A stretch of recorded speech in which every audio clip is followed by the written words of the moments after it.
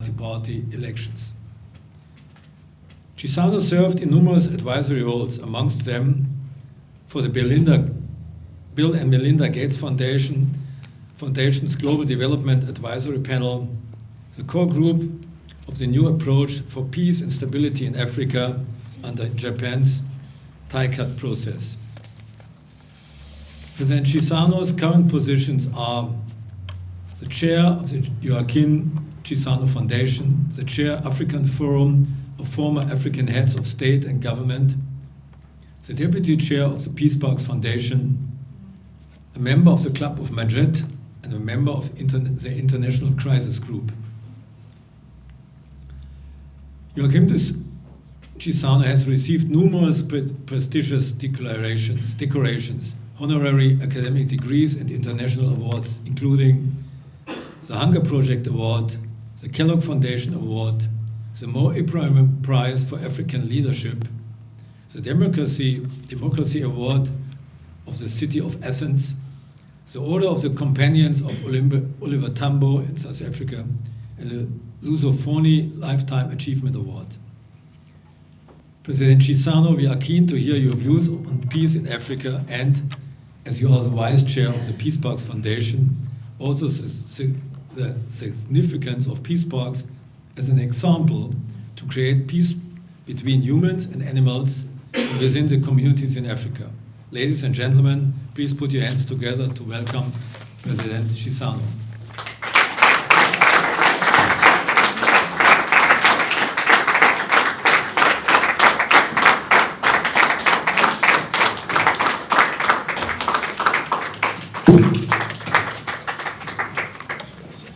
Thank you.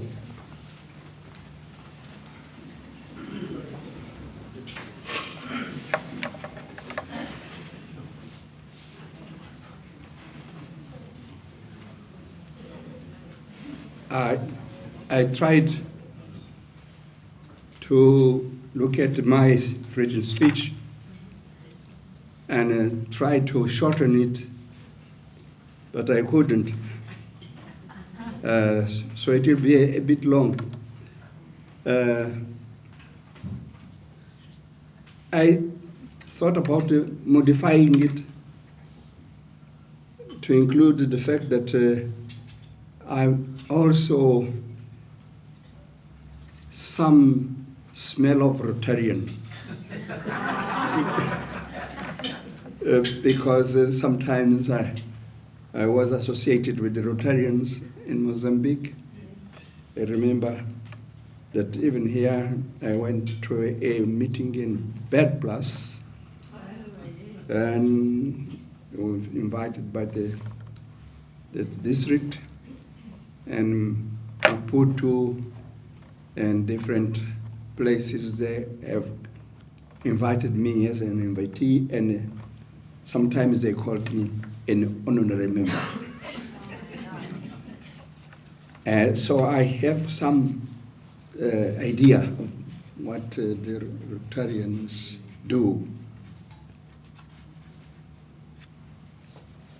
But I'm not going to speak as a Rotarian, but what I'm going to say here, you'll find that it has got the spirit of Rotarians.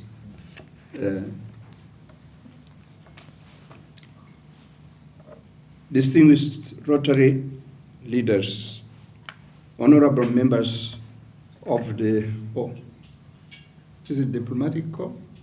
Consular? Honored guests, ladies and gentlemen, let me add something else. I was sitting side by side with someone who sounds like a German man, and what's interesting is that I had a good friend called Lingel, Dr. Lingel, who is building schools, and emphasis because it's leading an association of Germans who are friends of Mozambique. They are business people. But in Mozambique, they are not doing business. They are building schools for children. And his idea, Lingal, was that you need to deal with the children at the early age. And we had the opportunity of working with him, but he passed away. But his son is succeeding him, and he was the consul of Munich area, and the son is now the consul in that area, and they are continuing to do this work in Mozambique. So.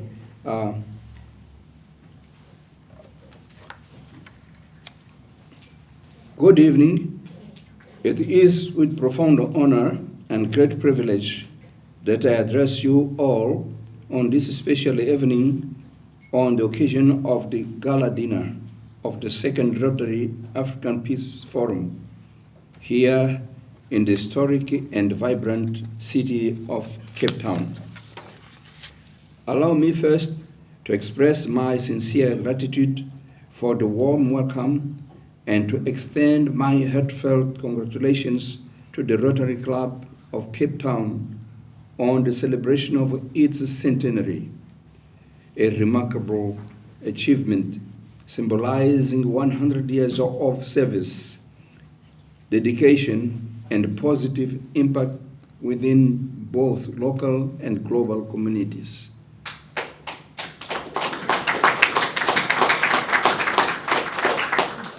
This event holds even greater symbolic meaning as it brings together representatives from 18 countries, I'm told, 18 countries across Africa, Europe, and the Middle East, members of the Rotary family, policymakers, academics, activists, young leaders, and other key stakeholders in the promotion of peace. In promotion of peace, I repeat. Your presence here reaffirms something essential, that building and sustaining peace in Africa is not the task of a single sector, a single country, or a single generation. It is a collective, urgent, and ongoing mission.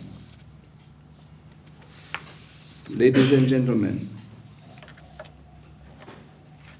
throughout my public life, I have learned that peace is not a one-time act, nor a final achievement.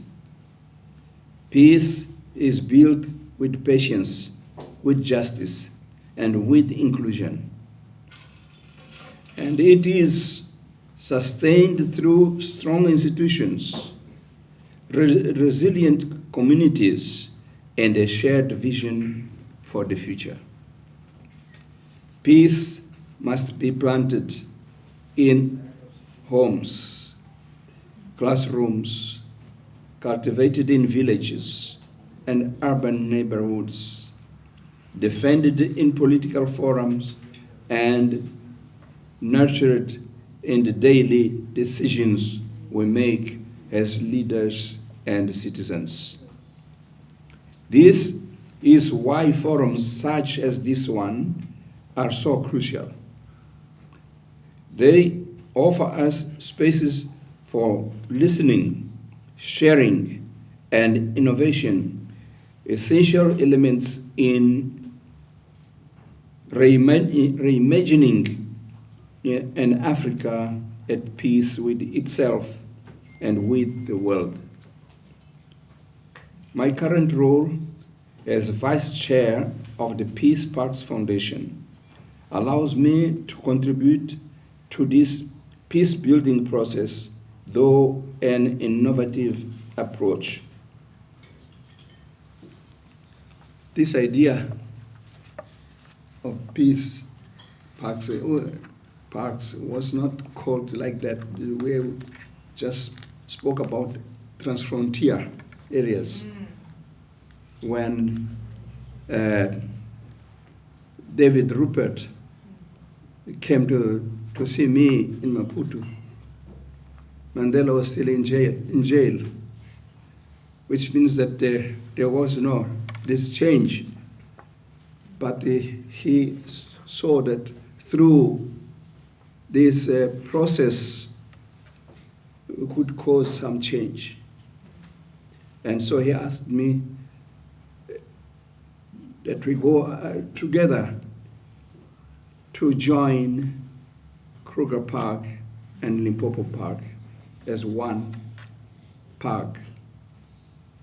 This is the idea that came to what it was referred to by Anna Maria, the putting down the fence and have this free movement.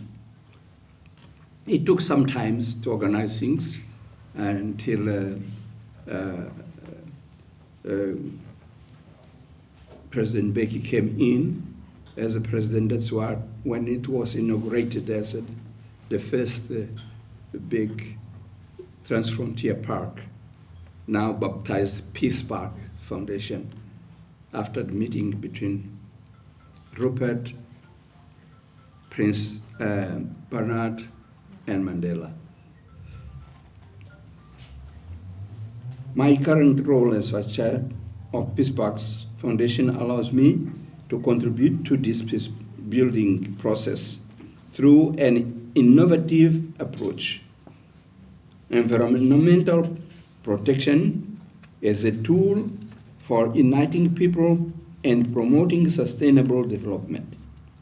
This foundation promotes the creation and development of transfrontier conservation areas where neighboring countries work together to preserve shared ecosystems, transcending political borders in the name of cooperation. This initiative has already been embraced regionally by SADC countries through legal and diplomatic recognition of transfrontier conservation areas as a great model of building and maintaining peace among them. But these conservation areas are more than nature reserves. They are an asset and true laboratories for peace. When we used to travel in our fundraising missions, I had occasion to repeat this. There's in peace parks is not about animals. It's not about forests. It's about people. So I continued appealing for funds to sustain the livelihood of people, used together with animals and with the forests. Because they are spaces where former divisions give way to collaboration, where communities find dignity through sustainable livelihoods, where the harmony between humanity and nature inspires new ways of coexistence, and where sustainable development guides the future. This model is not imported, it is African-led. It was born of our own landscapes, shaped by the aspirations of our people, and refined through decades of collaboration. It offers lessons not only for our region, but for the world, demonstrating that when peace and sustainability are pursued hand in hand, the solutions are both local and universal. Peace Parks Foundation's vision is to secure 980 100,000 square kilometers of functional transboundary landscapes where people and nature thrive by 2050. Among the existing 18 frontier conservation areas in Southern Africa, we are currently focusing our work in 5 of them, including the Great Limpopo Transfrontier Park, involving Mozambique, South Africa, and Zimbabwe. This is a clear example of how these countries, along with their cooperating partners, work harmoniously to protect the natural environment and wildlife, develop communities, and above all, building peace. Through the protection of biodiversity, ecotourism, environmental education, and job creation, the foundation not only fosters sustainable economic development, but also the strengthening of peace among peoples with different histories but a common future. To date, over 180,000 animals of 27 species have been relocated across peace parks sites, rewilding ecosystems and restoring geological balance. Nearly all staff, 97%, are recruited locally, ensuring that skills, income, and stewardship remain rooted in the communities who call these places home.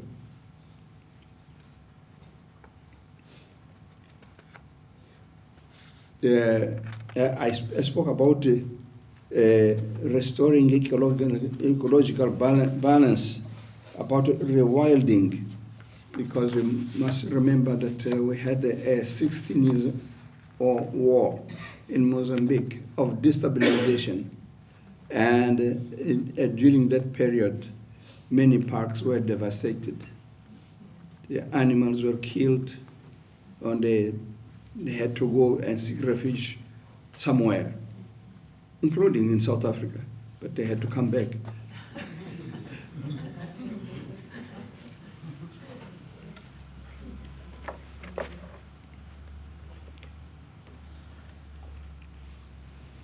This model shows that peace is not only possible, it is viable and tangible when anchored in mutual respect, shared responsibility, and the inclusion of local communities.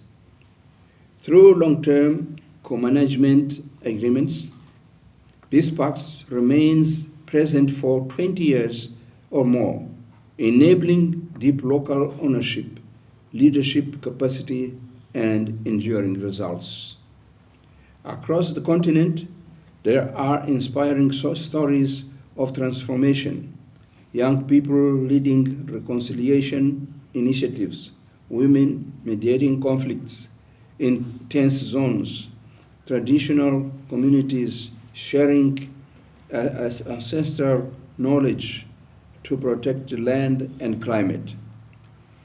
These actions, often silent, are the building blocks of African peace, a peace that grows from the ground up, that honors our roots, and that looks towards the future with ambition. We must also acknowledge, however, that peace is fragile. It can be threatened by persistent inequalities, systemic exclusions, environmental threats, and crises that test our political systems. Precisely for this reason, peace must be continually reinforced, revitalized, and deeply rooted It must be a daily commitment, not only by governments, but by all of us. Rotary, with its long-standing tradition of community service and bridge building, plays an undeniable role in this process. Your global reach, combined with your local presence, enables you to act as catalysts for lasting change. Through your support for education, health, sustainable development, and youth leadership, you directly contribute to the creation of essential conditions for peace. In many ways, the work of Peace Parks touches all 6 pillars of Rotary's peace-building mission, from education and livelihoods to environmental resilience and reconciliation. Ladies and gentlemen, peace is a common good, but also a shared responsibility. It cannot be imposed from above. It must be built side by side, respecting cultural diversities, promoting international dialogue, and responding to the real aspirations of our people. In this regard, the integration of environmental conservation and peace building is not only strategic, it is necessary. In times of climate crisis, forced migration, and resource scarcity, ensuring environmental sustainability also means ensuring social and political peace. Caring for nature is caring for our communities. And this is precisely what the Peace Parks Foundation strives to do: transform borders into zones of cooperation and natural areas into spaces for reconciliation. May this forum, by bringing together knowledge, cultures, and experiences from 3 continents, serve as a launching point for new alliances, new ideas, and new commitments in support of peace in Africa. Let this be the moment we each ask, how can we work further together across sectors, across borders, to grow the seeds of peace we have planted here tonight. On behalf of the present and future generations, let us reaffirm today our pact with peace, a peace that is just, inclusive, ecological, and lasting. Before I conclude, I would like to thank you for your commitment and wish you all a night of celebration and one of renewed inspiration. Thank you for your kind attention.